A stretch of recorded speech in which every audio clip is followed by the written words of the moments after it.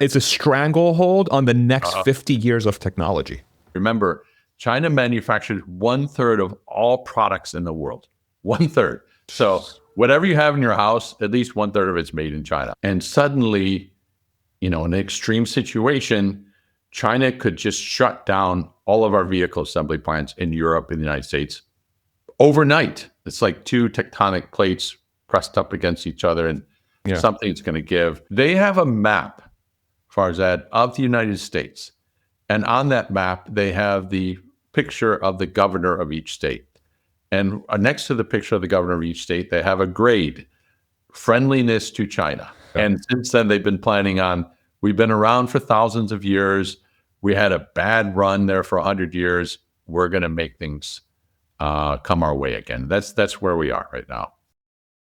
So we have Michael Dunn back on the podcast here. Michael's a friend of the show. We've had him on multiple times. He has given absolutely brilliant insights into not just the state of the auto market in international markets and domestic here in the United States, but just a broader macro view into all the different things that plug into different industries.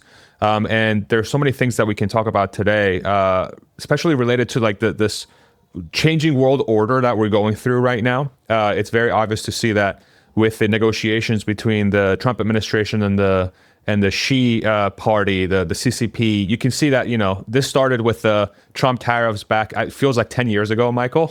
Yes, it does. I feel like that was like a sort of like we hit the chasm for us to start reshifting the global order a little bit. But with that conversation comes a lot of different things that we can talk about. There's a few topics we want to hit. One of the big ones is going to be how China is looking to really leverage their manufacturing muscle and their expertise on the rest of the world and using that as leverage to get what they want. So Michael has a lot of thoughts and insights about that. There's a couple other things we want to hit around some of the restrictions that are going on in the auto market and other markets as well around magnets and batteries. We have some insights around Europe. Which one did you want to start with, Michael? Which one is front of mind you think that will frame this conversation from your standpoint? I think the easiest, let's start with cars, because everybody can envision cars, and China is the biggest manufacturer and consumer of cars globally, the biggest in EVs. Yeah, they're the new kid on the new sheriff in town, genuinely today. So how did that happen, and what does it mean for us here in America? Maybe I start, Farzad, with a story, and that is, you may recall that I went straight to China right out of school, weeks after graduating from the University of Michigan, 1990, started a company, and that company's ambition was to bring Cadillacs and Chevys and Fords from America and sell them to Chinese consumers. Small problem in 1990. Nobody in China had money for a car. It was all bicycles. So I got on the ground there and everybody's looking around at, are you out of your mind? What are you doing here? Nobody's going to buy a Cadillac. We make like $300 a year. So one thing led to another, and the income started to rise. And all of a sudden, here comes the Cadillacs and the Chevys, and they formed joint ventures with the Chinese. I had a staff there. I started a company. And one day I turned to my ace staffer. His name was Chu Ching. I said, what do you think of this arrangement where global automakers are coming to China, forming joint ventures with Chinese companies to manufacture global brands for sale here in China? You didn't see Chinese cars. You only saw the global Toyotas and Buicks and Hyundais and Hondas. So he paused for a long second, and then he said, it's okay until we kick your asses out of here. Whoa. That was many years ago, Farzad, but it's stuck in my mind. It's personal. And China has had an ambition for decades to shake off the yoke of, foreigners and global automakers in their country and be in charge of their own market, and for that matter, extend that power globally. So for the next several decades, the twist in the story is for the 2000s and 2010s, for much of that time, it was a absolute, a phenomenal run for global automakers. Chinese consumers loved the Toyotas and Mercedes and BMWs and Buicks and Cadillacs. And up until just 5 years ago, global automakers had growth and profits forever in China. And just to really like set the reason why for the Yeah. audience is like that these are 1.4 billion people with a massively expanding economy because of the decisions that the CCP made around trying to make this hybrid model of capitalism and this, sort of socialism, communism thing that got going on. But basically their version of opening up the markets, and you essentially allow 1.4 billion people drive a gigantic opening of the economy, and basically anything can flood in there. And so for a while there, a lot of companies, not just automakers, but a lot of different industry that the Chinese wanted to pick and choose, essentially had infinite TAM to grow into, right? You are absolutely, I couldn't have said it better. Countries and companies from all over the world converged on China because it was potentially a massive market. Yeah. So the Chinese saw billions and billions of dollars flooding in, technologies flooding in, everybody in the world getting in line to get in China. And that produced overnight sensation of wealth for a lot of people. Yeah. And what Chinese like to do is project success and image. And the best way to do that was look at my new Mercedes-Benz. Yeah. Not so much for the joy of driving, but for the joy of showing others I've arrived. Yeah. And so for most of my years in China, it was all about, who has the nicest global brand. And to put that into perspective, German luxury brands like Audi, Mercedes, and BMW were godlike in China. Like, wow, those are just amazing brands that will be forever brands and profit machines for those automakers. But starting about 10 years ago, new guy in charge, Xi Jinping, says, two problems. One, we're running on gasoline-powered cars. That means we're now the world's largest importer of oil. That's costing us $100 billion a year. Don't like that. Don't like dependence on the Middle East. And two, how come all the cars on the road are still foreign brands? Where are our Chinese brands? So he put into motion something called Made in China 2025, a blueprint to say we're going to transform our industry to become electric and Chinese. And so for the first several years of that initiative, everyone kind of laughed because Chinese consumers, we knew, didn't like Chinese brands and they didn't like electric cars. And that all began to change. And I might be getting ahead of the story a little bit, but it really began to change in a revolutionary way when Tesla entered and started to manufacture in Shanghai at the Shanghai Gigafactory in 2020. Suddenly, I saw my Chinese friends go, wow, electric cars can be cool, aspirational, even better than the foreign, there's other foreign brands we've been driving in. And profitable. And profitable. Yes. Whoa, what is going on here? Yeah. And then the Chinese government wants everybody to swing electric. So they put in place all kinds of subsidies for the manufacturers, for the consumers. And I know numbers come and go, as far as that, they're hard to imagine, but just bear with me here. In 2020, electrics were about 5% of new car sales in China. This year, they'll be half. So in the world's largest market, you're going from a tiny little sliver to half of the market. Go ahead, sorry, please. Yeah. From 1 million cars, EVs a year sold, to 13 million a year sold this year. That's just unfathomable. It's like the size of the US market coming on stream in the space of a few years in China. Just EVs. That's insane. Yeah. So it's Tesla plus a bunch of Chinese brands. And the global automakers who were there were looking around going, whoa, what happened to my Chinese consumer who loved my gasoline-powered car? They vanished. Where'd they go? And so you find the global automakers collapsing in China, sitting on massive factories, idle, losing money, and wondering, what the hell do we do now? Should we just go home? Yeah? Yeah. Okay. Now, layer on top of that, and stop me at any moment, because there's growing. Once China started to get this leverage where we're making our own vehicles, they're electric, we're not importing as much oil, it's our brands. Not only did they have EV makers, but they also invested in batteries and battery supply chains. And that's crucially important to us, not just for the auto industry, but get this, for national security. Yeah. Because batteries and battery supply chains and magnets are exactly the elements that are going to power the next generation of technologies. We're talking humanoid robots, drones, fighter jets. They all need these materials. China has a stranglehold on them, and just last week said, oh, by the way, remember my friend who said we're going to kick your asses out? Yeah. Not only are they kicking the asses out, but they're saying from now on, if you'd like access to these materials that are crucial to your national security, just get in line. By the way, just get in line.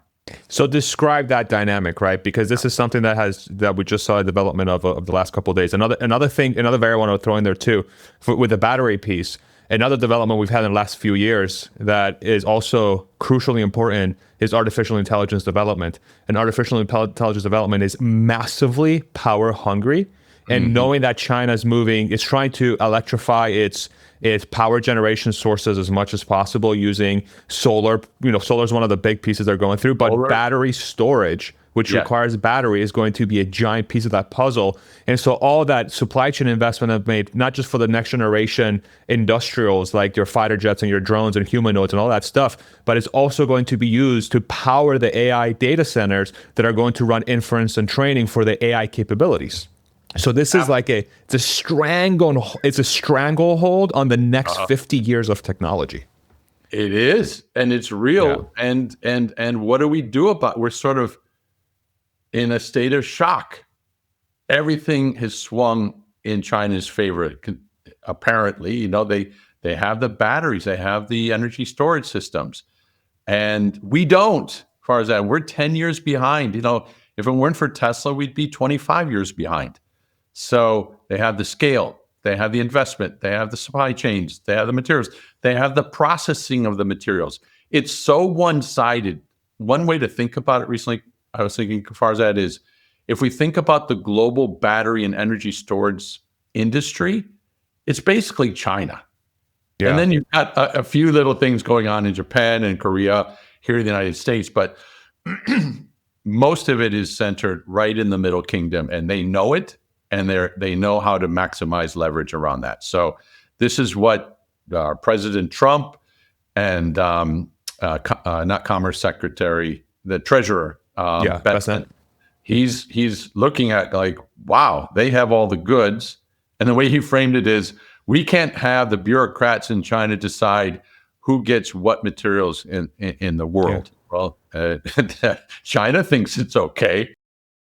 Thank you to the sponsor of this podcast, Rebellionaire. Rebellionaire partners with Tesla investors who have at least $2 million in Tesla stock to reach their financial goals. Other investment firms might look at your Tesla position and think, wow, you have way too much, this is way too risky, but Rebellionaire actually embraces the long-term potential of a company like Tesla. They'll also look to maximize your profits by employing different tactics like selling covered calls, adding or trimming, etc. And the Rebellionaire team, which includes Bradford Ferguson and Matt Smith, they do this by spending a lot of time analyzing Tesla, the company, in very novel and unique ways. They've done things like cross-country FSD trips, the self-driving suite that Tesla has. They've done a lot of novel research around the energy sector and the humanoid robot and AI sector as well. Make sure to go to rebellionaire.com/Farzad, rebellionaire.com/Farzad, and that's how they'll know that I sent you. Thank you very much.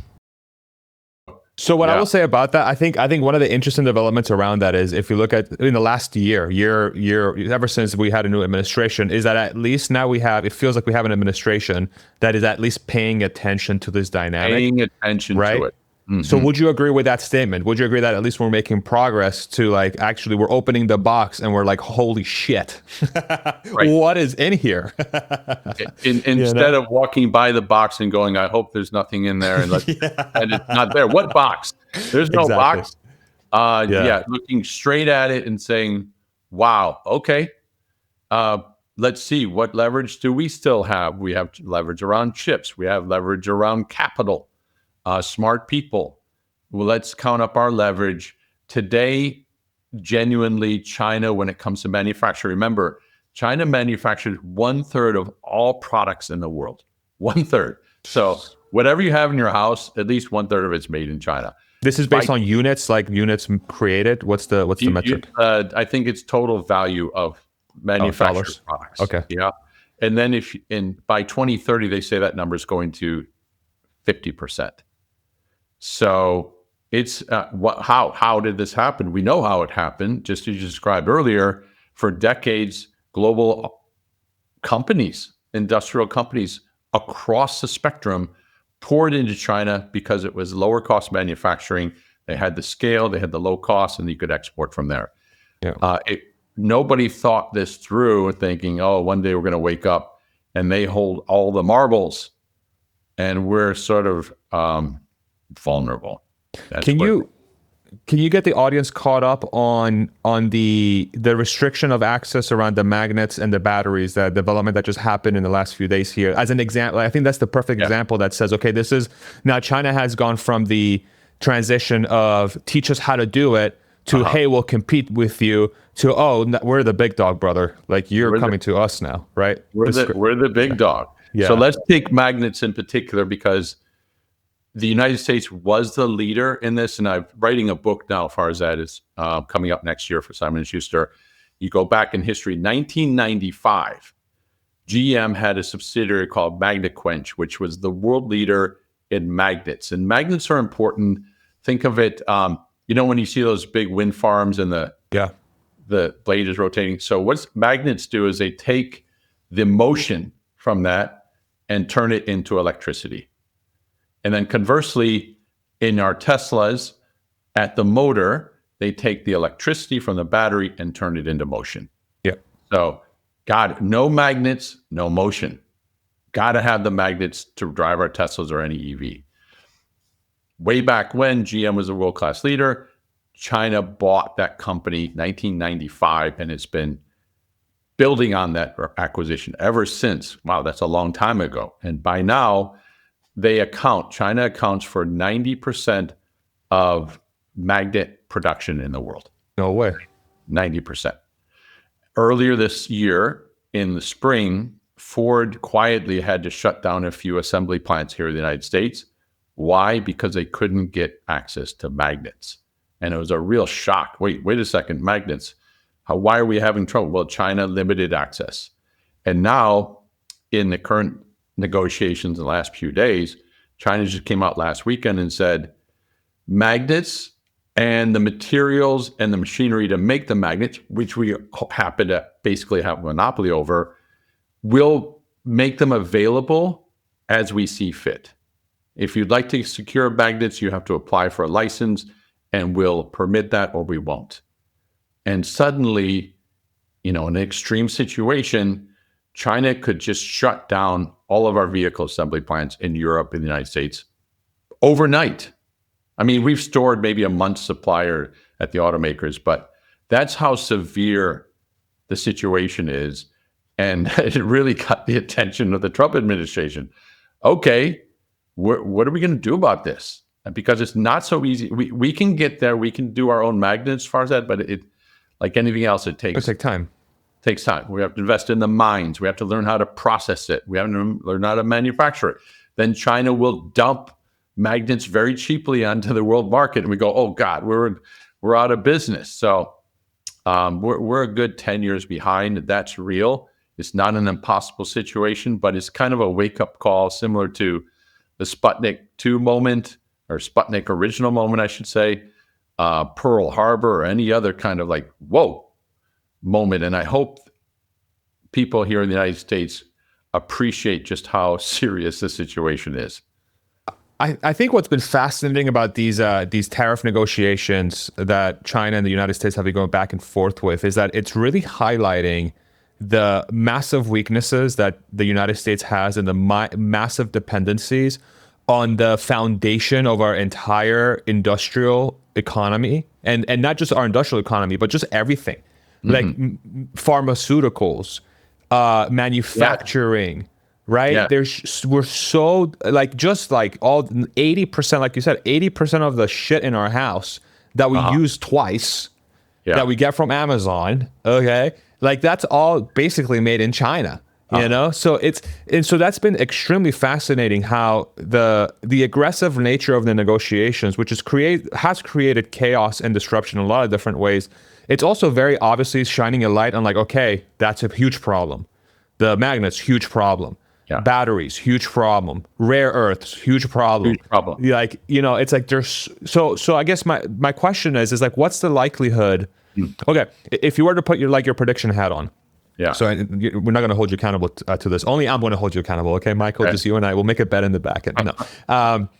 What is the likelihood that the United States will actually, like, once the end of the negotiations arrive, how much of that is going to be, okay, China, we're going to actually entrust you with these things, but we're going to be in a symbiotic relationship where you're not going to be able to put leverage on top of us anymore. We're going to trust you with the manufacturing of these things, but you're going to have to give us an equal or greater access to your economy so that your dependency on us is just as important as our dependency on you, versus isolationism, where the United States goes, okay, I'm just going to, fine, we'll figure something out for the next 5 to 10 years with the full expectation that you're going to screw me over. And so in the meantime, I'm going to make a Taiwan part 2 in Minnesota, let's say, and I'm going to, and I'm going to figure out how to, maybe I'll move some stuff to Indonesia, maybe I'll move some stuff to Thailand and Vietnam or whatever. And then I'm going to just remove my dependency on you. So then when you try to screw me over, you don't have my customers anymore. So where do you think this is going? Because I don't see, like, the status quo is not going to continue. We're either going to become extremely co-reliant or extremely isolated. So how do you see, or I could be wrong, I don't know. No, totally. I love the way you summed it up. And I think we're at a point where something's got to give. We can't continue to be in this. It's like two tectonic plates pressed up against each other, and something's going to give. Of the two scenarios you outlined, I think the more likely one is that we go our separate ways. Wow. We do divide the world into democracies versus one-party authoritarian regimes. That's already happened. That's a big deal. That's a big China, Russia, North Korea, Iran. You could say, okay, that's the axis, basically. And then the United States would rally, hopefully, around other democracies in the West, Europe, Japan, and Korea.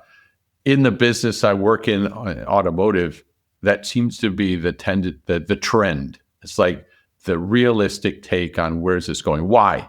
Because, and here was the big bet, when the United States and other Western democracies agreed for China to enter the WTO back in 2001, the huge underlying assumption was China is gradually going to integrate into the existing economic framework for the world. They're going to play by the rules that are established by the IMF, by the WTO, by you name it. And China comes along and says, you know what? We think we have a better way. We like our way of running things, and we're not that fond of the West or the way the United States operates. So we want to be taking center stage. In fact, Xi Jinping has said as much. It's time for China to take center stage. He's also said it's time for China to make the world dependent on China and China less dependent on the rest of the world. So that's very clear. Like, regardless if the United States wants to de-risk or decouple, China already is started in that direction. And I don't see how it can make a U-turn at this point as far as that. So it has big implications for us. Like you said, Minnesota, what could the scenario be? Maybe the United States makes nice with Mexico and Canada, and we become this like hemispheric power, protected by oceans. And then China and Asia is another grouping. And then Europe plus is another grouping. Yeah. I mean, this is some big stuff, right? And it's like, the thing that I go to when I think about this too, it's like, in the age that we're entering, because again, like we're talking about these core materials, again, are going to power the next generation technologies. But the one that's like very interesting to me is human or robots in this scenario, because human or robots is one of the most obvious examples for how these next generation technologies are going to be a gigantic national security risk. Because the sort of imagery that comes to my head, it's like, okay, what's the likelihood that Americans are going to be comfortable with a Chinese-made human or robot in their house that can basically do any task? And to me, it feels like, and vice versa, what's the likelihood that the Chinese government's going to be comfortable with millions of humanoid robots in Chinese people's homes, right? Oof, and their factories.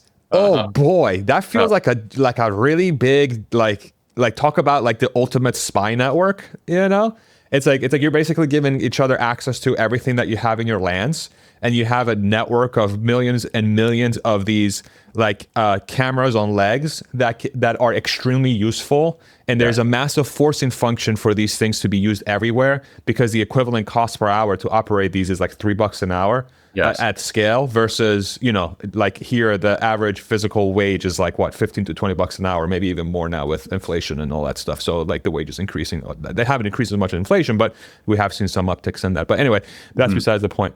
And so if that's true, okay, what's the likelihood that's going to happen?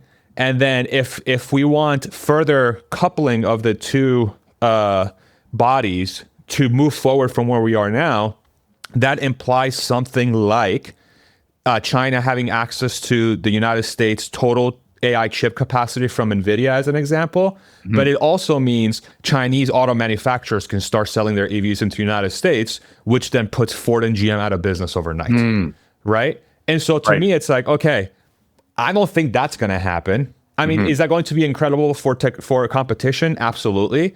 Yeah. Is that also a gigantic national security risk on both sides? Absolutely. Absolutely. Right? Yes. It's like, and you have two cultures that operate in very different ways. And so you're basically, you're trying to battle it out in each other's lands. Yes. That seems unlikely. Already we've seen developments with autonomous vehicles. So if we go back to the period 2016, 2017, I used to go up and down the coast here in California, and you'd be amazed by the number of Chinese autonomous vehicle companies operating in California, including doing testing. At its peak, there were 14. And to name, there was Baidu was there, and WeRide and Pony and others with big offices, hiring hundreds of top flight software engineers. Zeekr, they were here in California big time. Through until like 2020. Conversely, Waymo and Tesla was manufacturing there. We're looking at, well, maybe we can get into the China market. That's all dead. That's all stopped, like ice cold. No American autonomous vehicle companies, aside from Tesla, and it's limited in China, are present in China. And Chinese companies, there's a tiny little sliver hanging on in California, but we're not even sure why, because they're feeling like they're not welcome and they're not wrong. So we've already seen it. Like everybody go back to their home camps, because autonomous vehicles across countries is not going to happen. And by extension, I'd anticipate the same thing with robotics. So the risks are too great, just as you outlined. Who's going to tolerate that level of risk? No, we don't want to do that. So what's the likelihood then that China is going to say, hey, Tesla, your whole FSD thing? To me, it feels like, and this, I know a lot of people that watch my channel are Tesla investors and Tesla fans, but I've sort of been, I've spoken about this briefly before. I haven't really fully fleshed this out yet, but this conversation is really helping me flesh this out more. What's the likelihood that Tesla is going to be able to operate self-driving cars in China? It feels low, because you're not going to make an exception, are you? For not Tesla? An exception, unless the way China works, a little bit of inside baseball in China. So when we say China, we think this big, it's a continental-sized country similar to the United States, huge, right? The way China operates is think of fiefdoms, regional fiefdoms. So the city of Shanghai, for example, and the city of Guangdong and the city of Beijing are powerful in their own right. And so in the city of Shanghai, the mayor of Shanghai is a godfather for Tesla. He wants to see Tesla do well. But his power base is greater Shanghai, maybe, surrounding provinces, 100 million people. I could see possibly that he pushes through, I want Tesla to thrive, but in my kingdom. And I can't do it more than that. How does she, but isn't that like a spit in the face of Xi? Doesn't she, wouldn't he have the power to say, fuck you, I'm going to remove you? Help me understand that. If he wants, you're absolutely right. Xi Jinping, very powerful guy. If he wants to weigh in and say, no FSD in China, not going to happen. That's it. No discussion. It's over. But the way China works is Xi Jinping derives some of his power by allowing these fiefdoms to thrive a little bit independently, making money, drawing investors like Tesla in, generating jobs, creating technology. Ooh, that's actually benefiting the nation, and it makes Xi Jinping more powerful to a limit. And then he says, as long as you guys respect that I'm the guy in charge, I'll let you run. I'll let you play a little bit. But at the moment where he decides he's uncomfortable with something, instantly he can end FSD if he wants to. Yeah. So why am I spending a little bit of time on this, Farzad? Because having lived in China for 26 years, you get to feel a feel for the rhythm of how the country works. And it isn't a country in which Xi Jinping says, we're going to do this, and then everyone listens and goes, okay, we're going to do exactly what he said. It's more like the Communist Party sets a direction, and then they harness the energies and the initiatives of a lot of really bright entrepreneurs to go run around and make things happen. And they'll let them run around and make a lot of money, provided that they never challenge the Communist Party. So it's a lot looser than it might look from the outside. But ultimately, Xi Jinping, just as you suggested, could come in at any moment and say, I just made a decision. I don't like this. It's off. And then Got it. he has the final say. So it's like similar to the United States in a way where the president has an executive order, and then in the United States you either kind of follow it or you don't. You kind of and it's like, okay, well, take it to the court. I don't give a shit. Take it to the court. Like, let's go. Like, let's hire $100 million worth of lawyers. Let's go to court. Let's let this thing play out for 10 years. And then by the time the court makes a decision, there's going to be an appeal and all this stuff. And then by then, you're 3 administrations removed. Right. So it's like, who cares? Whereas in China, it sounds like it's like each fiefdom or groupings of entrepreneurs or minds or like let's say brilliant people that want to solve for the problem, they can all chart their own path. But it's kind of like an all roads lead to home analogy, where it's like eventually the parties that get to the end point that's at the pleasure of Xi Jinping, then 100%. those are the ones that become the norm. Is that a fair representation? That's a very good summary of how it works. Okay. And knowing that even the mayor is working in conjunction with the entrepreneurs in that fiefdom to try to get wealthy and powerful, but they'll never want to cross that line. So we'll only have to look at the example of Jack Ma, Alibaba's founder. Yeah. He's cruising along, kicking, just doing great stuff, wealthy, doing amazing stuff. And then one day at a conference, he made a mistake. He called state banks no better than pawn shops.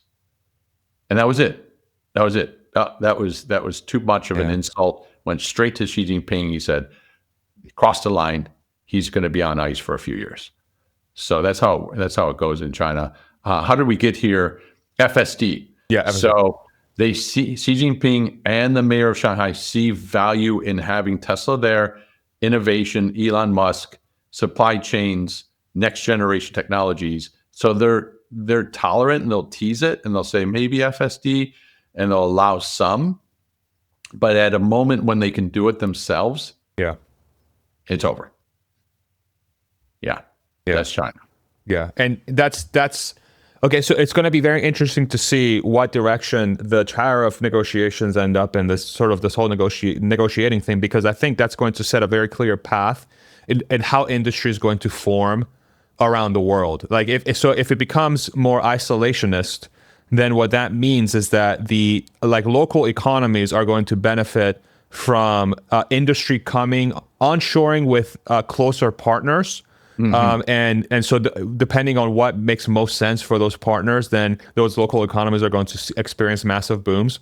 And so in the case of Western nations, let's say the United States, like we talked about magnets, batteries, rare earths, and you can kind of go down a laundry list, manufacturing, stuff like that. And I'm still sure China and the US will still have some sort of trading that they'll agree on, but there'll be a trend. It's like we need to see, is there a trend towards being isolated, or is there a trend towards being codependent? So like if the United States says, okay, we will let China sell 1 million EVs per year in our market, or whatever, if they put a cap, it's like, you know what, whatever that deal, turns out to be, then that to me is a door that says, okay, we're actually going to further codependence, because you are actually putting your existing manufacturing capacity here at risk with Ford and GM, and you're allowing a country, again, that makes almost the equivalent of your total manufacturing capacity in the United States in just EV powered vehicles, a mixture of hybrids and pure EVs, 13 million versus 15 million total cars sold in the United States. Yes. That's a signal that says, all right, Ford, GM, if y'all don't get your shit together, it's over. That you have to figure it out. Yeah. We're going to let these guys in. There's some people talk about what they call it, the TikTok template. So what's that look like? Yeah. Means that when global automakers went into China so many years ago, China required everyone to form a joint venture, and the Chinese side had to own at least 50% of that joint venture. Those were the rules. If you wanted in, your Ford, your Toyota, Hyundai, everyone had to form a JV and give the Chinese half. In TikTok's example, it seems like something similar, where the Americans would have a majority ownership, Chinese would have a minority ownership, government may also have a share. So imagine a Chinese automaker comes in, it won't be carte blanche, you can't own 100%. Let's JV, the American is the majority, you're the minority. And I think the Chinese would still take this. Why? Because right now at home, the market's been flat for several years. There's way too many competitors, way too much capacity, price wars. No one's really making much money in China at all. They need access to Western markets for profits, in particular the US. So they'd be willing to give up a lot just to get in here and start selling their products. And and the Trump administration must know this. Must know that. That's our number one leverage. I hope the Trump administration knows that and plays it to the hilt. Let's leverage the hell out of that. You guys need the US market for profitability. Oh, when I talk to the Chinese, they're like, oh, we don't need the US. We can go anywhere else in the world. But bullshit. Bullshit. Like the U.S. is where the money is. Like that's quiet. Like they want in here. They make no mistake about it. They want in here, and they're planning to get in one way or another. Now, back to your point earlier. More manufacturing here in the United States. In order for us to hold our own against China, we probably, absolutely, in my view, have to align with Europe, Japan, and Korea to have comparable levels of scale. Without that, the risk is that the Chinese pick us off one by one. And I just came back from Europe, Farzad. Yeah. It's stunning to see the number of Chinese cars on the road in the UK and in Spain and Italy. Like more than 10% of new car sales this year are Chinese, up from nothing a few years ago. More than 10%. People go, okay, whatever. 10. No, that's hundreds of thousands of cars that weren't there before. And so if they sort of take down Europe, now we're looking like, oh, okay, this is getting a little bit scary. We need to get tighter with our allies. That's fascinating. Okay, and so the Europe, which is such a crazy thing to hear, that the Europeans, because they have so many auto manufacturers in Europe. There's so many, like the Germans are obviously the biggest players, but the Italians got their own, the Spaniards got their own. The French, the British. I mean, I can go down a laundry list. You got the Scandinavians with Volvo. There's so many. And what was the other one? They have another one. Maybe they don't. Maybe it's just Volvo. Anyway, just a laundry list of different European brands. And so, go ahead. If we look a little bit under the surface there, though, just coming from the UK, the number one selling Chinese brand in the UK is MG. Which is a former British brand that the Chinese bought 20 years ago. So they're sort of trotting into the UK going, hey, MG's back. And most consumers don't know the difference. They're buying a Chinese-made car called MG. So sell 100,000 of them there this year. Then we go over to Sweden, and they're going, oh, yeah, I'm buying a Swedish Volvo. Whoops, that's owned by the Chinese too. And then you look at Mercedes-Benz. Oh, Mercedes-Benz is owned. 19% of Mercedes-Benz belongs to Chinese owners. So you're starting to see Europe is really in a delicate situation right now. It could, Wow. Okay. So how much of this was a long-term strategy by China to get to this point? to where these inevitable negotiations were going to reach a head. And then Trump just, freaking bull in the China shop. It's like, all right, no, let's. I think ultimately, if you think back to like that tariff day, like Liberation Day or whatever he called it, I think that was like him literally just kicking the door down and be like, okay, enough. Yeah. I don't care where we are. Let's stop everything right now because y'all are getting too much leverage, way too much leverage. Y'all already have Apple there, and Apple taught you how to make stuff. Y'all already like know how to make stuff really well. You're doing batteries like crazy. You're able to generate electricity like crazy. You're developing your own AI and you're making it open source, which is basically kneecapping our private industry here. And you're making it way more difficult for us to come out with leading models way more expensive because you're just open sourcing everything. You already went into Europe and you're trying to take over the auto manufacturing there. You're cozying up with them because it seems like a lot of Europe kind of likes totalitarianism a little bit, like it seems like they're not as, like I don't want to make this political, but they're definitely free, but are they really? Yeah. Like there's some places where it's a little like, I'm like, you guys are, anyway. Well, so clearly China has China has made inroads in the United States too. Like let's not kid ourselves. Like especially our higher education in a lot of places. Like it's absolutely it's a you problem. Ever look at how much money Chinese entities have given to our most elite universities here in the United States? Billions, right? Billions. Wait a second. Why is China giving billions to our top universities? Because they're nice guys? No, they're shaping things.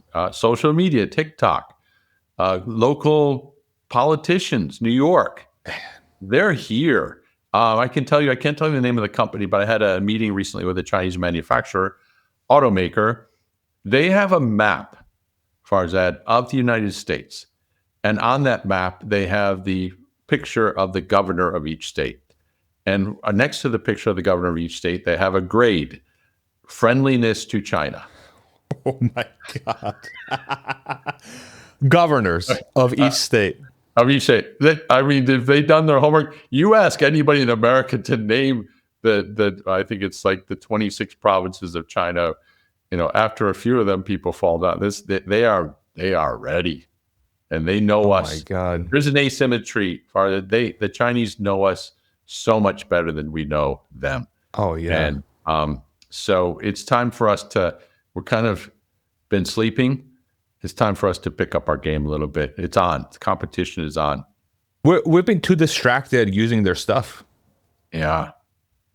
And we've become so many people. I was at a conference in Munich. Oh, by the way, I was at the Munich Auto Show. You wouldn't believe it. There were 9 Chinese automakers showing there, more than any German or French or Italian. There were over 100 Chinese suppliers, including AI, autonomous. You're like, wow, I called it a Chinese auto show in Munich. So it's real. They're pouring into Europe, and they tell me their number one priority is take Europe, and then they'll turn their attention to the US. But sorry, you were asking a question about here in the US. Yeah, no, so it feels like I remember reading The Art of War a few years ago. And one of the themes, I'm not an expert on China at all. Like I've learned a lot of my China stuff through you, to be completely candid. Like you've been such a great teacher to me and my audience about this, like truly incredibly valuable insights. And for me, it feels like what China has executed from a strategic perspective to try and make themselves like very difficult to fight just by way of existing in other countries' culture and other countries' what they want. They just have become sort of like a thing. Like, well, if you want, like, here, like, we can take it away. We're going to give that to you. Yeah. Yeah, exactly. Right. And this is sort of like their strategy too. Like a lot of like the Belt and Road Initiative, like that was sort of like it seems like that initiative has kind of failed in a lot of ways because it wasn't executed at a high level. It was the economies that they went into were too unstable. I don't know. I'm not super well versed in that at all. So I don't want to. It's been mixed. It's a mixed result there. Yeah. But the ambition is clear.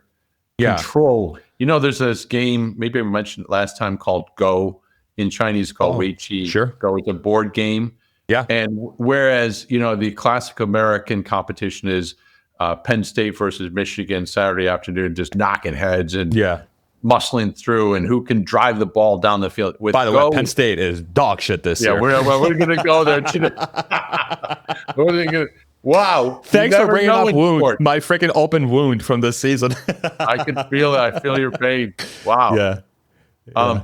But in Go, the whole strategy is to control territory, not to like go kill a pawn or a rook or something. It's like who can control the most territory. And that's what China's managed to do so well. You ask how long, I would say, when you're a Chinese student at school from a very young age, you learn about something called the 100 Years of Humiliation.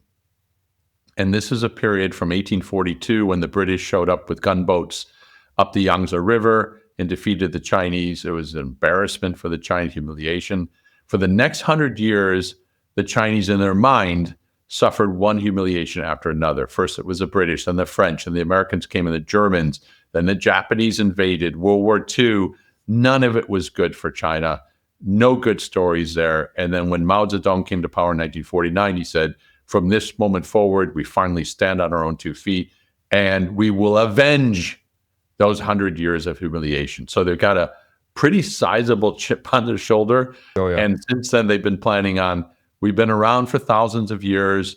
We had a bad run there for 100 years. We're going to make things come our way again. That's where we are right now in terms of motivation.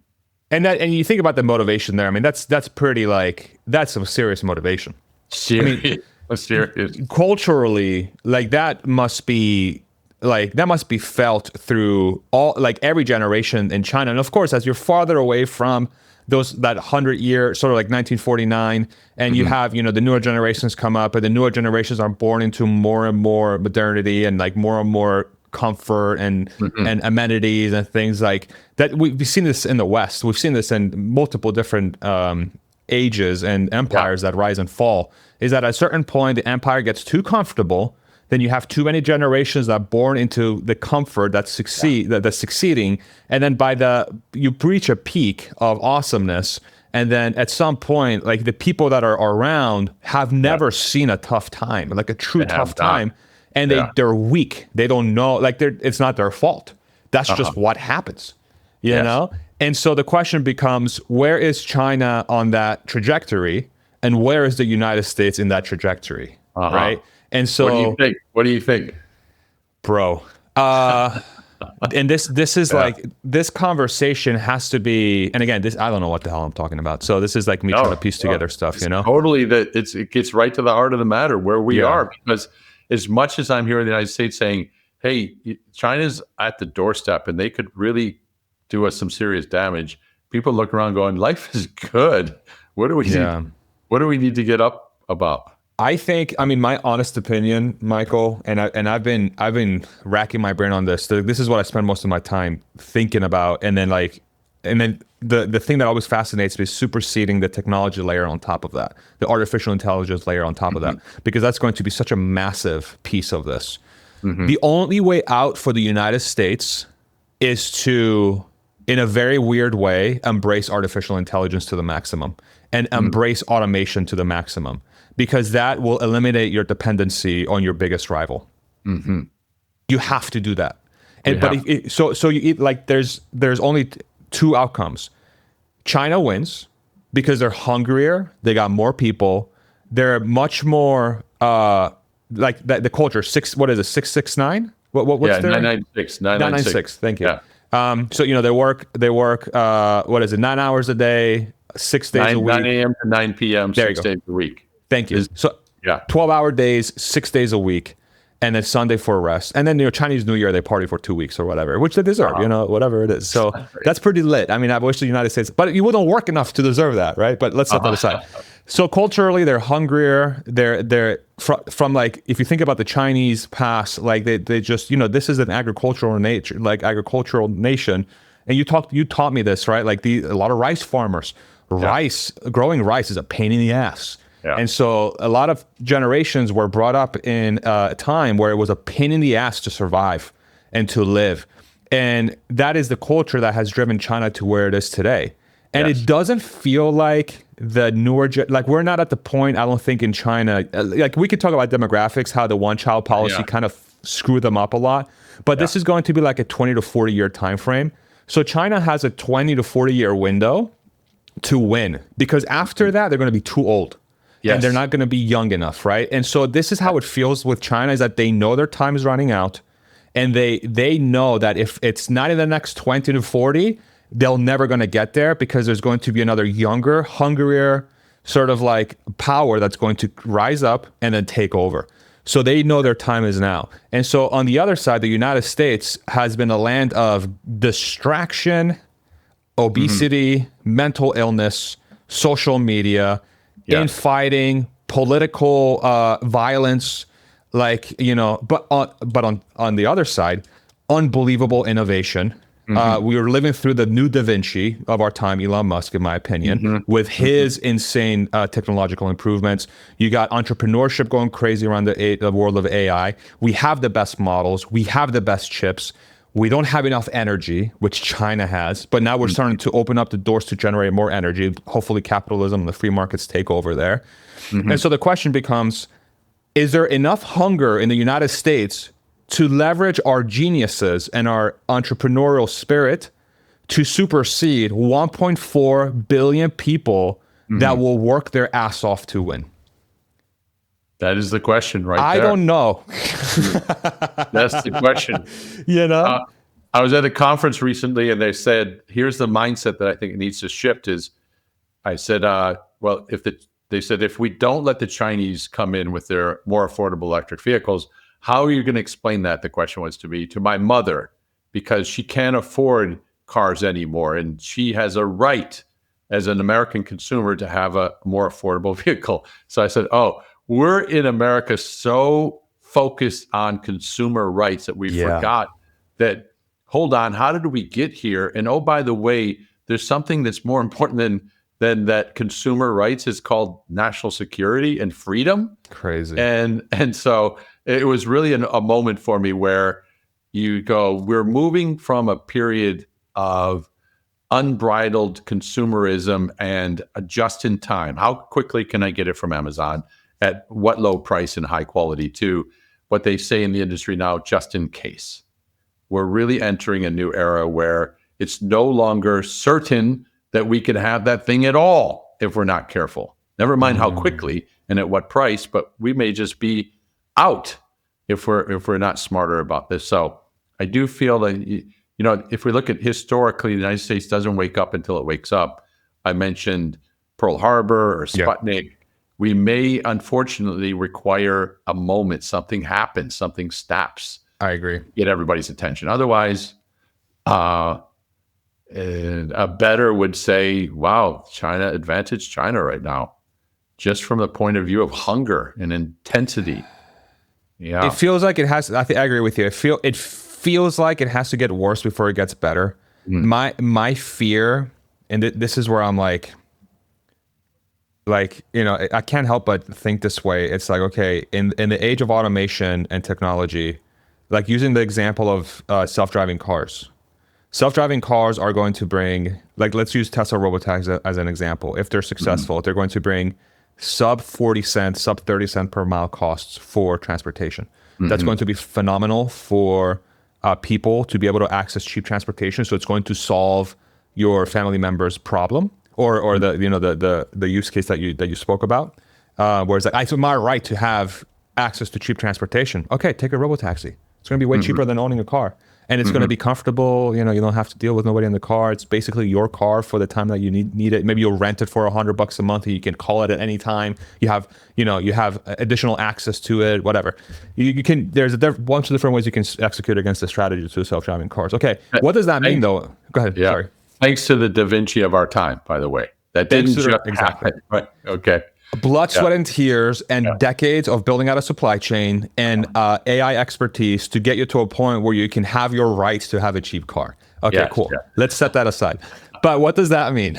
That means that technology is now going to put one of the biggest industries out of work in the United States, which is drivers.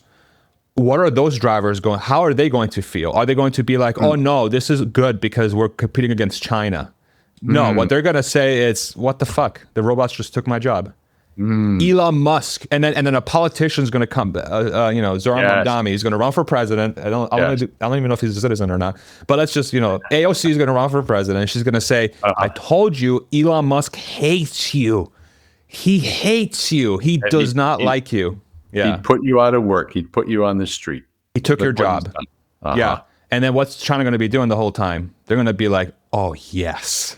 Yeah. Yes, distraction. And like that, don't get me wrong.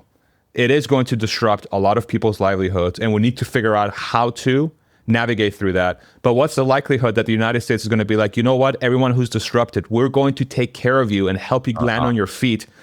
Yeah. And we're going to make sure that the outcome you end up in is better than your previous outcome, because we have to do this. Otherwise, China is literally going to take over. Yeah. And it's like it's tough to verbalize that, right? Because if Tesla doesn't do that, the United States is going to be stuck in a place where it's going to continually get older and older, and the technology is going to get poorer and poorer and worse and worse. And when people travel to places like China, they're going to be a freaking quasi-utopia with self-driving cars everywhere, artificial intelligence everywhere. And they're going to look at the United States, and there's going to be people driving around in gas cars. And they're going to be like, what the hell is that? Horses, right? Exactly. So it's like, okay. So and then so the question becomes, will the politicians in our land, and by the way, what is the likelihood that the politicians that run that sort of rhetoric are actually somehow being funded by the CCP? Oh yeah. Very high likelihood. Mm-hmm. So that doesn't sound and look good for the United States. It's like, and so the thing we have to make sure we don't fall for is that technological improvement and autonomy is somehow a bad thing. What we have to push for is for our government to take care of our people as we transition to this new age, to ensure that our future outcomes, and then when I say take care of our people, I don't mean like socialism or communism. I mean like be very smart about policy so that the next generation economy is better than what we have now. Leadership. This is what I feel is missing in our society right now. We need a vision, someone to paint a picture of the future that most people in the country can get behind and say, yes, I get it. That looks like a good future. Let's all work toward that. Exactly. It seems to be elusive for us. Just on your note about, falling behind, there was a moment last week. I was in the UK. I had the opportunity to drive several Chinese brands, including Zeekr, Xpeng, MG, and Leap Motor. Stellantis is invested in Leap Motor. Nice vehicles at a good price. And the dealers there were like, why are you here in the UK? Well, part of the reason I'm here is to drive these cars. You don't have them in America? What? We have them here. You guys don't have them. These are basic Chinese cars. You don't have them in America? So it was a moment like, ooh, yeah, we probably... I understand why we don't. In fact, I don't think we should allow the Chinese in right now because we're not ready for that. But it was a moment where the rest of the world is experiencing something that Americans, and I don't think that's happened before in our lifetimes, where we don't have access to the products like that. Yeah. On average, a superior product than what you can get here, right? On average, good value, good solid value. They're not. What I would say about the Chinese cars, I've given this some thought because I'm on the plane a lot recently, is Chinese cars are, I would say, good. They're good. They're solid. They're good value for money.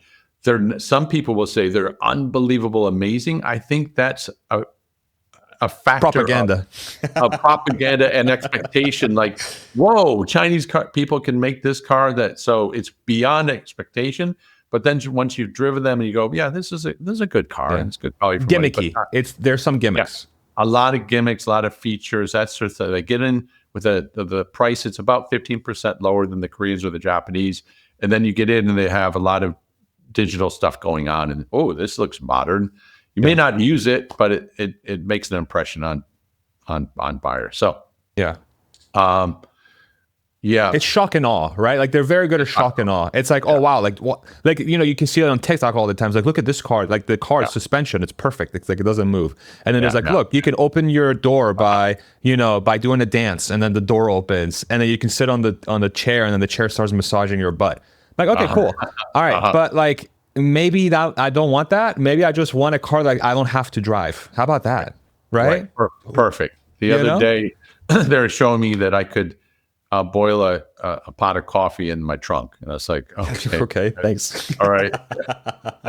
But that's an example of like the culture, right? It's like, hey, let's just try stuff, which I love. It's like the experimentation, right? It's like trial and error. Let's come out with features that people might, because if the CCP is going to backstop you from a cost perspective, maybe like just go all out, go crazy. Let's make some great stuff. You're going to start having freaking coffee makers in the trunk. And you're gonna have fridges under the back seat, and a freaking sound cars that jump. Yeah, exactly. Swim in the lake and yeah. So I think, and that's sort of been my conclusion there with that is like when you're thinking about like actual, like, and I hate saying this because I say this all the time, and I know you said it too. It's like the United States is so unbelievably lucky to have Elon Musk. It cannot be understated how unbelievably important this individual is to the national security of this country, because without him, we would not have electric vehicles. Without him, we would not have a rocket company that actually can get astronauts to space with an American rocket. And we wouldn't have this forcing function for entrepreneurs and companies to start taking huge risks on big ideas to actually move our country forward. If he didn't exist, that would have been delayed potentially by 10 years to 100 years. 10 to 100 years. You'd still be looking at Facebook and getting excited. Like, exactly. Come on. He's really, you said it, Da Vinci, once in 1,000 years. Yeah. And the Chinese have enormous respect and admiration for him too. Of course they do. How could you not? Yeah. Phenomenal. It's unbelievable. Yeah. And without Elon, like, think about it. Where do we have the Detroit 3? Yeah. Look to? No. Yeah. We wouldn't even have OpenAI, Michael. Oh, that's the crazy thing, right? We wouldn't have OpenAI. We wouldn't have we haven't talked about Starlink. Yeah, Starlink. Yeah. SpaceX. Just OpenAI was, oh my God. Okay. I need to get off of this topic. He's more American than like the American dream. I had Steve Jurvetson on, who's a long time, he's one of the greatest VCs out there. He's one of the earliest investor in like Elon companies. And he very unapologetically says that like Elon is the best example of the American dream. Like there's no better example of the American dream than Elon Musk. It's like immigrant comes here and it completely transforms the nation. And for the life of me, like, is he perfect? Obviously not. He's got flaws just like anybody else. Sometimes a little bit more flaws than other people. But okay. But what do you get on the other side? National security. He might say some crazy shit sometimes. Okay, great. But guess what? Like we actually have a chance. He's given us a chance to actually succeed here. With Elon on our side. It's crazy. Oh man. One more point about Elon. Just one of the things I find really refreshing, and it's nothing that you haven't heard before, but the so-called his reference to first principles. So in the auto industry, for all my life, companies have been spending tens of millions, probably hundreds of millions of dollars to research consumer preferences, focus groups, quantitative, qualitative, all kinds of data. And I remember going to Tesla, this is probably 2017, and meeting his guy in charge of China at the time. I go, well, you're going into China. What do you know about the Chinese consumer? What would you like to know? And the guy said, nothing. Nothing. There's a billion potential customers over there. I just live there. I speak the language. I can tell you we don't need it. Yeah. You don't need to do the research. Yeah. Wow. And cool they don't. They can step into China and their cars just start taking off. It's really refreshing. Now, if you're a consumer, if you're a researcher, you'd say, well, but he's missing this. No, I just like that he challenged them. Do we need this? Do we need this part? Yeah. Do we need this research? Or can we do without it? Yeah. Very Steve Jobs. Yeah. I mean, it's like, Steve Jobs, he's a Steve Jobs, Rockefeller, I don't know, just so many different people mesh, like Da Vinci is like just a multi-expert across. He's an elite 1%, top 1% across multiple facets. And then the way he can distill a very complex thing into a very easily communicated thing that most people understand. Yeah. That's what his superpower, because then he can get buy-in from the public to actually like channels like this one exist, because it's like, okay, I get it. I get what you're trying to do. And it's pretty friggin' awesome. And then here's how it's happening, and then communicate, like getting into the details of how it's actually playing out. What does it mean long term? What does it mean short term? What are the potential repercussions? What are the potential benefits? Right? Like what are the potential pitfalls? It makes it such an interesting conversation. Interesting conversation. He's right there with us, front and center. This is another kind of culture shock I experienced, and maybe you can relate to this too. Is having lived in Asia, someone of his stature would be completely inaccessible. Really? Like behind several, especially in China, like you never really meet the mayor of Shanghai or the Xi Jinping. He's got so many layers between him, like godlike, and you don't just actually ever see them and Elon's right there with us daily, telling us what he thinks.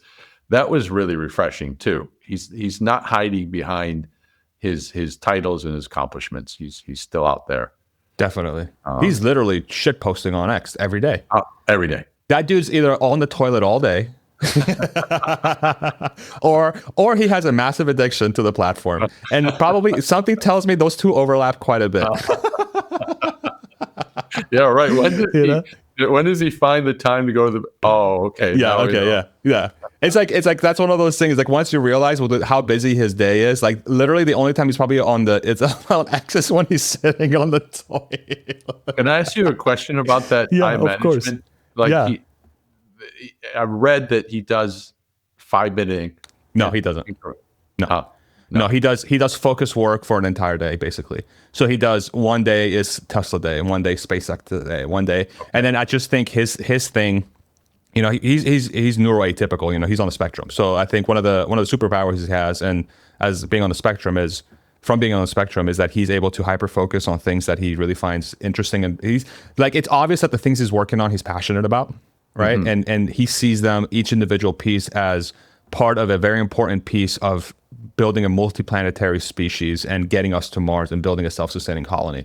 If you really think about all his different companies, they are all a piece of doing that. And so everything he's working on has massive purpose. All his company's goals have a existential humanity scale mission statement that is completely and utterly undeniable. And he believes it to his core. And so that makes it very easy for him. This is my what I think, why he's able to do what he can, is that every time he wakes up, there is an anxiety in his body that says, if I don't get this done today, we're going to be delayed by one day to make the human species self-sustaining on Mars. And every day that passes is a day where a meteor could hit us. We could have a civilizational event that's going to wipe us out. Every single day, I think he just feels that anxiety, and that's what powers him to push through ridiculous tasks. That, to me, sounds like a terrible life, honestly. But, mentally, physically, health-wise. But if he can find happiness in doing that, he can find purpose in doing that. I think it's a purpose, right? He has a super purpose. He's very in tune with what makes him truly feel like he's doing something good.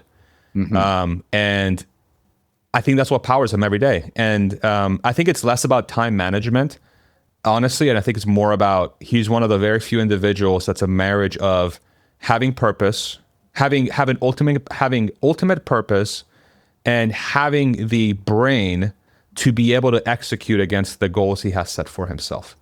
And that's what makes him so special. Because those two things are rare, but when you combine those two things, and I mean, people like Jensen Huang are not too dissimilar. Your Steve Jobses, even your Mark Zuckerbergs, like these guys that obviously operate at a different level. I think it's the marriage of like those things, but then Elon is like a top 1%er in those two. Like he understands true purpose, and he has the IQ and the capability to execute against that purpose. And in my opinion. I think that's what makes them powerful. Jensen, I saw him give a talk recently, and he said, a lot of people ask me, should they start a company? And he said, don't do it. Don't do it. unless you're absolutely positively sure you want it. It's so much stress, so much uncertainty, so much anxiety, so many sleepless nights, that you got to know that you want it. And so with Jensen and with Elon, they see something and they want to go after it. But he said for most people, he would recommend maybe just something else. Yeah. Go ahead. Just real quick, but that's the insight. You probably have to go if I were to guess, right? Probably holding you for too long. Real quick, that insight really says everything about it, because I would tell people start a business, but the way he starts businesses, it's like go all in or die. I'm like, okay, you're crazy. So it is what it is. Michael, where can people find you so I can let you go and get back to your day? One thing just before we go that you said earlier, you made reference to Sun Tzu and the Art of War. There is a lot of wisdom in that book. If the ambition is to understand China and how Chinese people think. Yeah. And there's a lot of quotes in it. Some of them funny, some of them strange. But one of the major takeaways is, if you know your enemy and you know yourself, in 10 million battles, you have nothing to fear. So if I were to give advice to us as Americans, I think we have a fairly decent understanding on who we are. 70-30. Yeah. But in terms of, do we know our adversary or our competitive? No. So we'd be doing ourselves a huge favor just to understand where they're coming from. And I say this with the realization that it's work, because my agent recently reminded me, I'm writing this book called Car Wars. It's about the competition between the United States and China for supremacy in next generation autonomous and electric vehicles. And she said, here's the deal. Let's be honest. Most Americans, A, don't know much about China, or B, don't really care much about China. So true. Yeah. So she goes, your challenge is to bring things to life in a way that people will want to, learn more about it. And I understand on paper, it may not be the most exciting thing to do, but for our well-being as a nation and our well-being as individuals, it's essential that we really get up to speed with what this thing called China is all about, and what its ambitions are and what our options are going forward. Couldn't agree more. Yeah. I think that's extremely well said. And I love that advice. I strongly recommend, like you said, a great starter book for everybody is reading The Art of War, because it really shines such a bright light in not only brilliant strategy, but also the Chinese playbook on how to win. And it's not about violence. And that's the beautiful thing about that book. It's not about violence. It's about control. Control, right? He says the best battle is the one in which you don't even have to fight. Exactly. You've already won. So, that's powerful. That's unusual. The other one is called 36计走为上策. So he goes, of the 36 strategies, to run away is the best one. Yeah. You go, wait, hold on.